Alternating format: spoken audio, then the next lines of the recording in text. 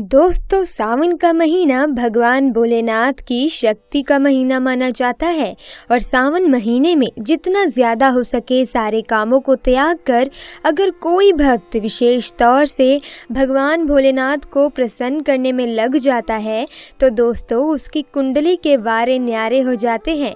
साक्षात भगवान भोलेनाथ उनके जीवन में प्रवेश करते हैं और भोलेनाथ का उसके घर में आगमन हो जाता है।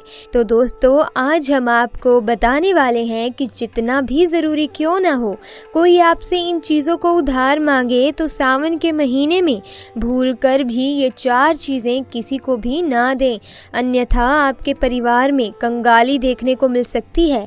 बात करते हैं सबसे पहली चीज़ की।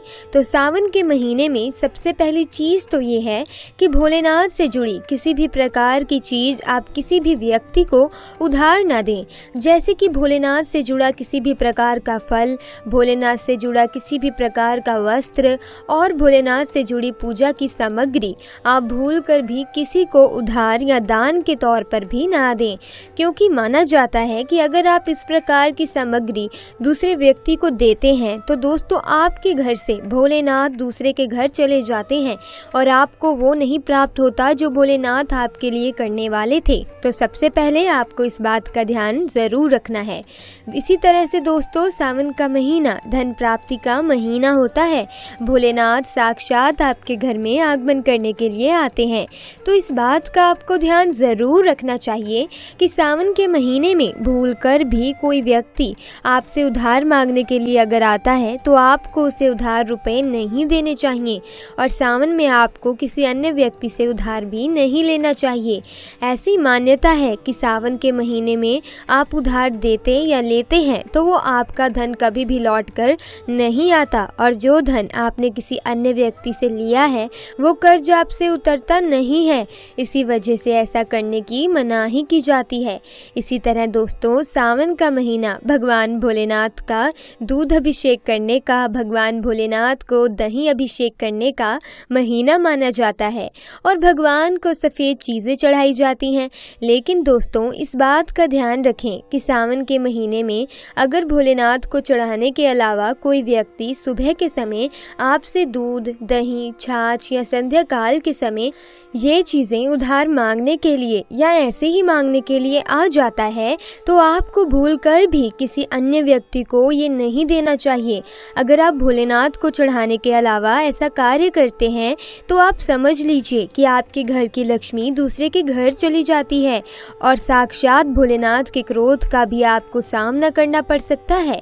इसी तरह से दोस्तों, अगर आप किसी व्यक्ति को गिफ्ट देना चाहते हैं या गिफ्ट के तौर पर कुछ चीज़ें देना चाहते हैं तो सावन के महीने में भूलकर भी आपको किसी को भी अपनी पहनने वाली घड़ी या बाजार में नई घड़ी खरीद कर नहीं देनी चाहिए, क्योंकि हर व्यक्ति के साथ उसका समय अच्छा या बुरा चलता रहता है।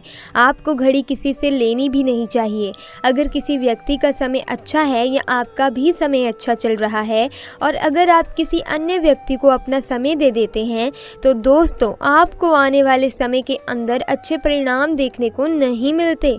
तो इस बात का आपको ज़रूर ध्यान रखना है। इसी तरह सावन के पवित्र महीने में कुछ चीज़ें होती हैं जो आपके घर के समृद्धि से जुड़ी होती हैं, वो आपको किसी को भी उधार नहीं देने चाहिए, वो भी संध्या काल होने के बाद। जैसे कि दोस्तों, कोई आपसे लहसुन, प्याज, दूध, दही मांगने के लिए आता है तो सावन के महीने में सुबह के समय या सूर्यास्त के समय, इन दोनों समय में आपको घर की समृद्धि दूसरों को भूलकर भी नहीं देनी चाहिए। माना जाता है कि अगर आप ऐसा करते हैं तो आपके घर की समृद्धि दूसरों के घर चली जाती है और आपको इसका अच्छा परिणाम देखने को नहीं मिलता।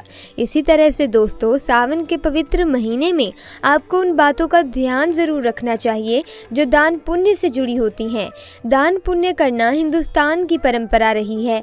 हर व्यक्ति दान पुण्य करके सावन के पवित्र महीने का लाभ उठाता है। लेकिन सावन में आपको 2 प्रकार के वस्त्र ना तो बाजार से खरीद कर ले आने चाहिए और ना ही किसी व्यक्ति से उधार लेने चाहिए और ना ही किसी व्यक्ति को उधार देने चाहिए।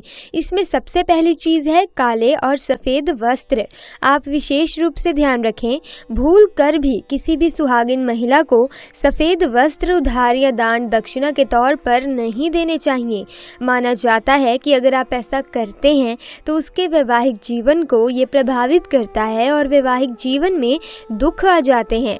तो इसी तरह से इसका ध्यान रखना चाहिए। और दोस्तों, विशेष तौर से काले वस्त्र आपको किसी को भी दान के तौर पर या उधार के तौर पर सावन के महीने में नहीं देने चाहिए। ऐसी मान्यता है कि अगर आप ऐसा करते हैं तो सामने वाले व्यक्ति के जीवन में कंगाली आ जाती है और देने वाले व्यक्ति के जीवन में राहु दोष लग जाता है और साक्षात भोलेनाथ उस व्यक्ति से क्रोधित होने लगते हैं। तो इस बात का आपको जरूर ध्यान रखना चाहिए। दोस्तों, महिलाओं की आदत होती है जब रसोई के अंदर किसी प्रकार का सामान कम होता है तो अपने आस पड़ोस में मांगने के लिए आ जाते हैं। लेकिन सावन का एक महीना ऐसा होता है जिस समय पर अगर आप अपनी घर की रसोई की चीजें किसी अन्य व्यक्ति को उधार या दान देते हैं तो आपके घर की समृद्धि दूसरे के घर चली जाती है। इसमें सबसे मुख्य है तरल चीजें। दोस्तों, तेल, घी या फिर अपने घर की हल्दी, ये तीनों चीजें सौभाग्य का प्रतीक हैं। जिस घर में ये चीजें होती हैं माना जाता है कि उनके घर में समृद्धि बनी रहती है। तो सावन के महीने में अपने घर से किसी को भी भूल कर भी तेल, घी, इस प्रकार की चीजें आपको उधार ना तो देनी चाहिए और ना ही लेनी चाहिए। अगर आप ये गलती करते हैं तो देखते ही देखते आपके परिवार पर दुखद परिणाम देखने को मिल सकते हैं और आपके घर की समृद्धि दूसरों के घर चली जाती है। इसी सावन के महीने में अगर आप किसी व्यक्ति को दान देने की सोच रहे हैं तो आप नए कपड़े दे सकते हैं, लेकिन इस बात का ध्यान रखें कि कपड़े काले या सफेद रंग के ना हों। दोस्तों, याद रखिएगा, आपके अपने पहने हुए और अपने पुराने कपड़े भूलकर भी किसी को दान के तौर पर या पहने हुए कपड़े किसी को भी ऐसे ही नहीं देने चाहिए। माना जाता है अगर आप अपने पहने हुए कपड़े किसी अन्य व्यक्ति को दे देते हैं तो याद रखिए आपके पहने हुए कपड़ों के साथ आपकी समृद्धि जुड़ी हुई होती है। अगर वो दूसरों के घर चली जाती हैं तो आपको कंगाली या फिर इस प्रकार की चीज़ों का सामना करना पड़ता है जो आपके परिवार के लिए अच्छी नहीं होती।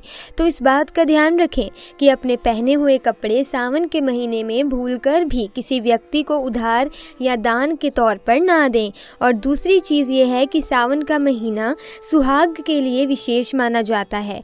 माता लक्ष्मी से जुड़ी चीज़ें आपके घर में समृद्धि को बढ़ाती हैं। माता लक्ष्मी को आमंत्रित करने का कार्य करती हैं। तो ऐसी चीज़ें जो लक्ष्मी से जुड़ी हों वो आपको किसी भी व्यक्ति को नहीं देनी चाहिए। और तीसरी चीज़ ये है कि सुहागिन महिलाएं विशेष तौर से ध्यान रखें कि अपने सुहाग की चीज़ें जैसे कि माथे पर लगने वाला सिंदूर, अपने गले में धारण करने वाला मंगलसूत्र, अपने पैरों में पहने जाने वाली पायल और बिछिया को भी कभी भी किसी को नहीं देनी चाहिए। और खास तौर से सावन के महीने में तो भूलकर भी नहीं।